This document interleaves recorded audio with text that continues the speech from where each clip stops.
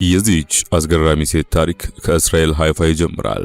ሌይላ ካሊድ በ1944 በዚች ወደብ ከተማ የተወለደች ሲሆን ያኔ ሃይፋ የእስራኤል ሳትሆን የፍልስጤም ግዛት ነበረች። ስቃይን ገና በልጅነቷ አንድ ብላ የጀመረችው ሌይላ ገና 4 ዓመት ሲሞላት ነበር ሃይፋ እስራኤል ግዛት ነች ተብሎ ወደ ተፈናቃዮች ካምፕ የገባችው።